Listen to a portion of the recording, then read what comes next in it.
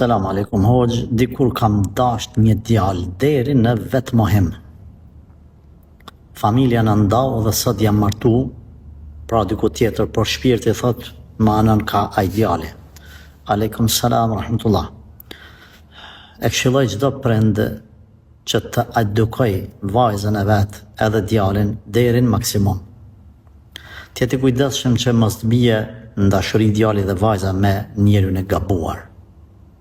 Por po ndodhi dashuria dhe sikur se ka përmend kjo motër vetë den vetë mohim, do të thonë s'ka kjo. Edhe pse mund të jetë gabim ajo vajzë, por ja që kam rrinë një situatë të tillë, çka themi neve? Vetëm me këshilla dhe me fjalë të mira mundohem me e largu. Nëse e shet që s'po largohet kur që është vajza, atëherë vetë disaj e den maksimum. Vetë disaj den maksimum bi, kështu mundet me ndodh, kështu mundet me ndodh. Jo, unë du vetë që aty, jepe. Jepe në përgjithsinë e saj. Në përgjithsinë e saj. Nuk ban mës me edhonë. A dini cila femër është më e pafat? Është ajo femër që vetën e ka ndarë mes dy burrave, mes dy meshkujve. Njerit ja ka falë shpirtin, tjetrit ja ka falë trupin.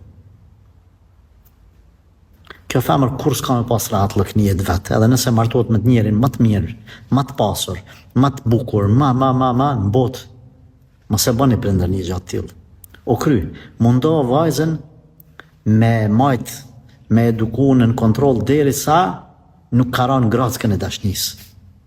Nëse e shet që për një me, këshilloje, lëshape. Por lenë përgjithsinë e saj, e di se ka bën. E di sa është e re, e di se ngutët, ama ka zgjedh vetë. Ti ke marrë kretë se bepët, le pasaj në përgjithsinë e saj. Që dhe nëse vjen të ndarja, le ta di se baba ka këshillu, nana ka këshillu, por ajo me vetdia të e boni gjatil, Zotin i moft atëherë.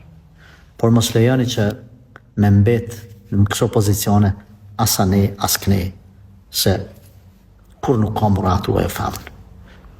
Allah na i rujt e vlatë.